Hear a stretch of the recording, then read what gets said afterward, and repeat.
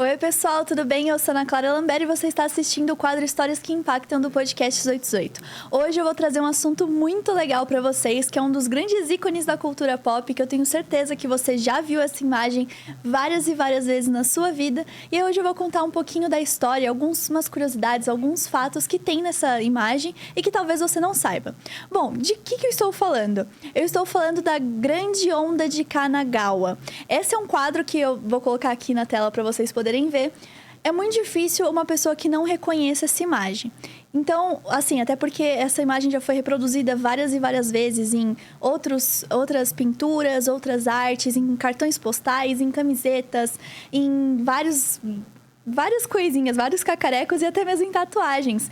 Então, hoje eu vou trazer um pouco de algumas curiosidades e a gente conversar um pouco mais sobre como foi o processo de criação dessa arte que é tão icônica, essa arte que fez tanta presença na cultura pop e contar um pouco sobre a pessoa que está por trás dessa criação.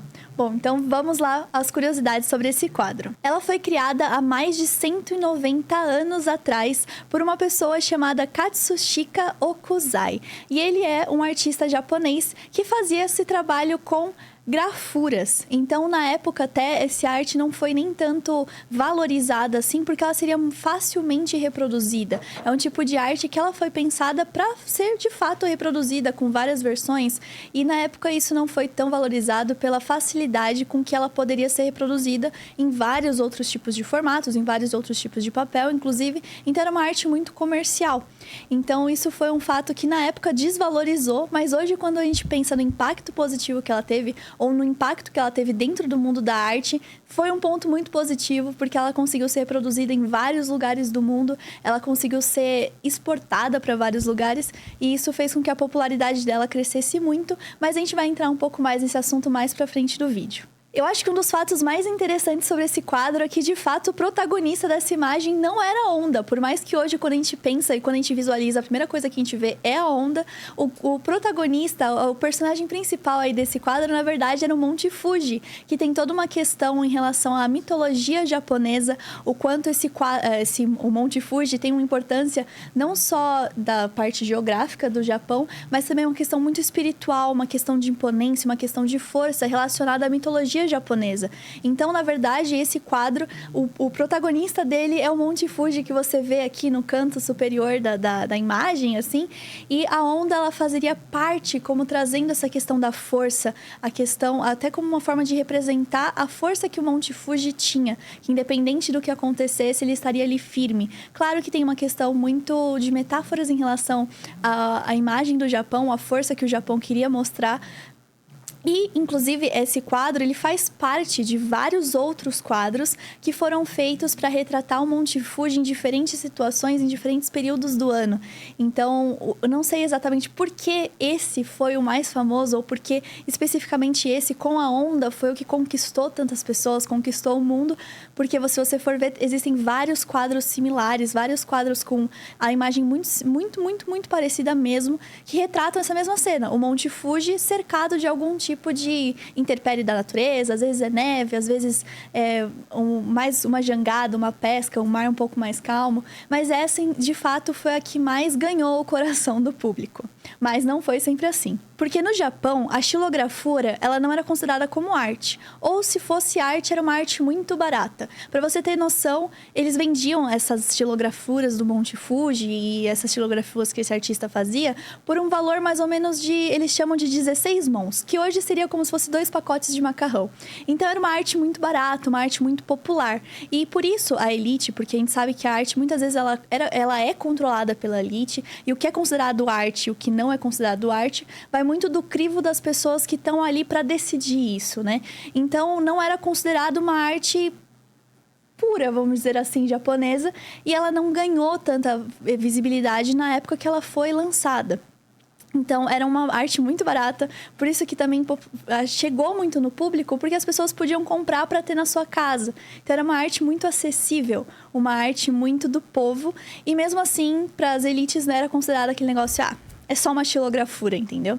Mas é claro que eles não tinham nem ideia do poder que essa xilografura ia conseguir alcançar com o tempo.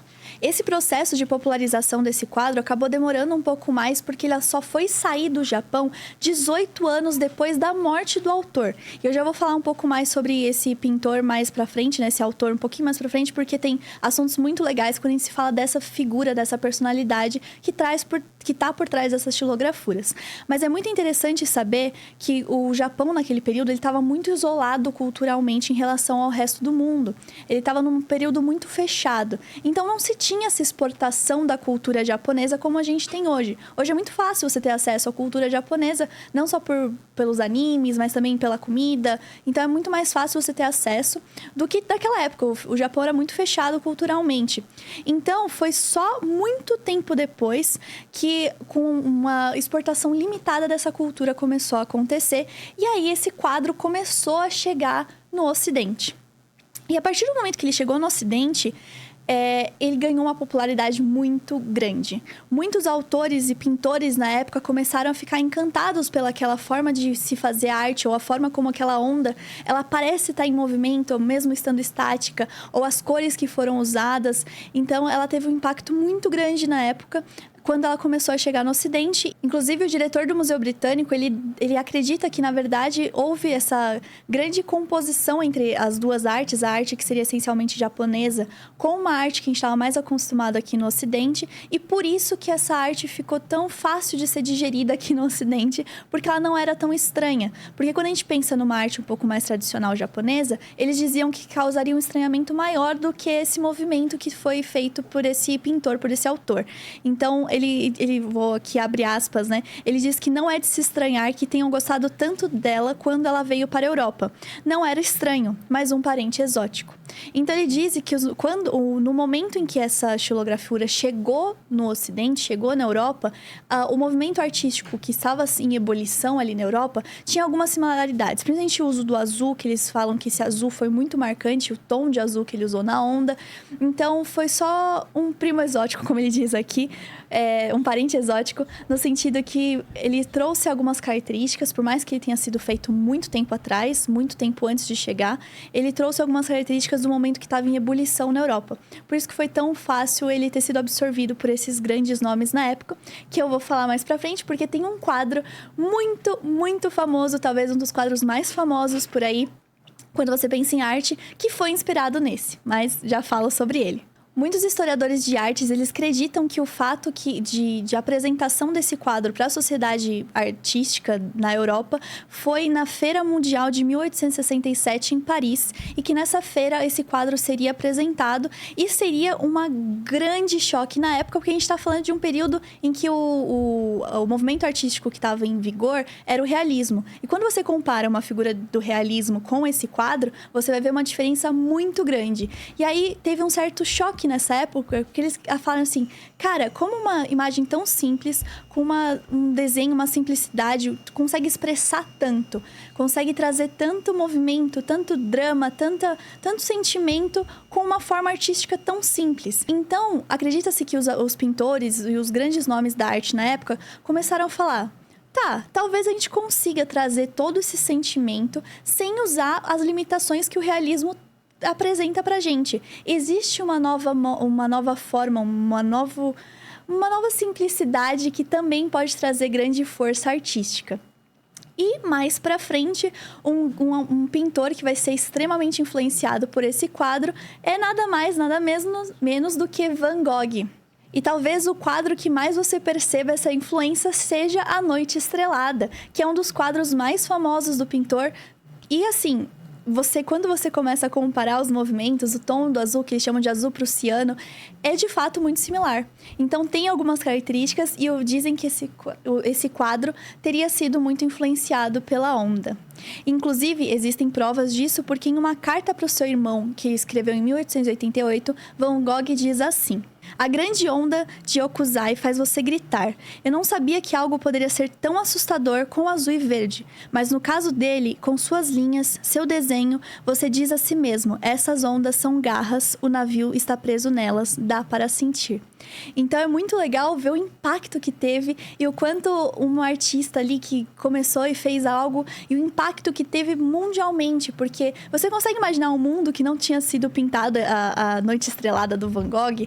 Ou é muito legal ver como várias questões da cultura pop ou um quadro que é tão facilmente reproduzido pode ter diferentes interpretações, pode ter várias versões. E como uma coisa que talvez quando o cara tava fazendo lá, ele não conseguia nem imaginar o impacto que aquela obra teria. E agora, a gente vai falar então de quem pensou nisso, quem criou essa obra tão icônica, porque eu acho que vai ter uma reflexão muito interessante que a gente pode tirar sobre isso. Okuzai, que é o pintor, ele fez esse quadro quando ele já tinha 70 anos. Ou seja, a gente pode trazer muitas reflexões aqui de como a gente às vezes cria essas expectativas de que a gente precisa criar grandes coisas na nossa vida, ou que a gente precisa fazer agora, realizar agora, conquistar agora, e a gente acaba pensando que a velhice não vai ter tantos frutos assim, ou que na velhice você só pode aproveitar ou viver aquilo que você já construiu e não a velhice como um momento de iniciar novas propostas, iniciar novos projetos ou simplesmente continuar fazendo aquilo que você ama. Mas é muito interessante ver o caso dele, porque ele é muito interessante. Ele tem uma visão muito interessante sobre o envelhecer ou como o processo de envelhecimento, na verdade, não precisa ser tão triste assim, sabe? Não precisa ser tão fatalista no sentido de que acabou a sua vida. Então, ele é uma pessoa que traz grandes reflexões sobre como a vida continua e você continua vivendo ela. Você não precisa parar de viver só por conta da sua idade ou a força de vontade que você vai ter e a energia que você pode produzir a partir, mesmo independente de quantos anos você tiver, independente da sua idade, independente da sua vida, o quanto a arte ela vai estar presente, a arte vai estar ali. E é muito interessante porque ele escreveu porque escreveu um livro de memórias quando ele tinha 76 anos, e ele dizia que a grande arte dele, a grande obra de arte dele ainda não tinha chego, que ele ainda estava buscando. E isso é muito interessante, porque ele nunca deixou de buscar. E ele dizia, tem uma frase muito interessante dele que eu vou ler para vocês, que é assim: aos 73 anos, fui capaz de desvendar o crescimento das plantas e árvores, e a estrutura de aves, animais, insetos e peixes. Portanto, quando eu completar 80 anos, espero ter progredido cada vez mais e nos 90 me aprofundar no princípio subjacente das coisas, de modo que aos 100 anos eu tenha alcançado um estado divino em minha arte. Assim, aos 110, cada ponto e cada linha serão como se estivessem vivos. E é muito bonita quando você parar para pensar que ele nunca deixava de se encantar pelo mundo. Porque eu acho que é muito fácil, conforme você vai envelhecendo, o mundo perder o seu encanto. O mundo ele vai ficando cada vez mais cinza, no sentido de que você não vê mais graça nas coisas. Parece que você tem uma visão um pouco mais pessimista do que vai acontecer e o mundo perde um pouco o brilho. E ele é um caso que ele mostra que, na verdade, a cada dia, a cada ano, ele queria aprender mais. Porque o mundo era tão vasto que ele sabia que ele podia viver 110 anos e ainda teria coisas para ele aprender. O mundo ainda teria o brilho e a capacidade de encantá-lo, de trazer novas realidades, trazer novas reflexões. Então, eu acho isso uma visão muito bonita, porque é muito fácil a gente achar que o mundo acaba e perde seu brilho muito fácil, né? As cores que a gente via quando era criança eram muito mais brilhantes e muito mais vivas do que o que é quando a gente vê hoje. Mas eu acho muito legal mostrar que a gente consegue ainda ver o brilho, a gente consegue ver a beleza da vida, mesmo com todos os desafios que a vida vai propor pra gente. Então, não importa o que você viveu de triste na sua vida, porque você vai viver momentos mais tristes na sua vida, você vai viver momentos mais difíceis. O encanto do mundo não pode ser perdido. E isso é o que ele dizia, que ele vai aprender aos poucos, ele vai entender como o mundo funciona com a velhice, com o processo de viver. Porque é vivendo que você consegue identificar e perceber o mundo. Isso eu acho muito interessante. Ele foi, inclusive, apelidado como o velho louco da pintura, o que é um fato interessante. Ele começou a se chamar assim também, porque, de fato, ele foi enlouquecendo, como as pessoas diziam, através da arte dele. Infelizmente, ele não conseguiu chegar aos 110 anos que ele tanto dizia, né? Que seria quando ele chegaria... cada linha dele, cada desenho dele estaria vivo. Ele morreu aos 89 anos, em 1849. E ele acabou não seguindo, né, esse destino tanto que ele esperava. Mas, ao mesmo tempo, ele deixou um legado imensurável, porque hoje pode ser que você não se lembre, você não conhecia essa pessoa, você não conhecia esse velho louco pela pintura, mas o impacto do trabalho dele você com certeza já viu. Você já viu em uma camiseta, você já viu em um cartão postal, você já viu em um filme, você já viu na Estrelada, por exemplo. Então, o impacto desse senhor, o impacto das suas palavras é impressionante. E isso que é muito legal, porque a sua grande história, talvez a sua grande onda, ainda não aconteceu, ainda não foi produzida. Mas você tem dentro de você tem que continuar acreditando, continuar se encantando pelo mundo e acreditar que você vai encontrar a sua grande onda, que o impacto que você está criando no mundo hoje pode ser que tenha um impacto para gerações e gerações e gerações futuras. Então, eu acho que é uma história muito legal, porque ela vai muito além de só um ícone da cultura pop, né? Um quadro que você vê reproduzido aí, às vezes, em paredes, em casas. Todo mundo já viu isso. Mas é o que está por trás, sabe? A pessoa que criou isso. Eu acho muito interessante, então, trazer essas reflexões a partir desse quadro. E é isso, eu espero que vocês tenham gostado do episódio de hoje. A gente trouxe e falou de arte, eu gosto muito de trazer esse assunto. Então, eu vou perguntar para vocês qual foi a primeira vez que vocês estiveram em contato com essa imagem, ou a primeira vez que vocês lembram de ter entrado em contato com essa imagem, se foi a original ou se foi uma dessas réplicas, porque tem muitas réplicas dela por aí, então contem pra mim aqui nos comentários. Eu espero muito que vocês tenham gostado do vídeo, então não se esqueçam de deixar o like, compartilhar com seus amigos, se inscrever aqui no canal para não perder nenhum dos nossos conteúdos. E eu vejo vocês na próxima. Até mais. Tchau!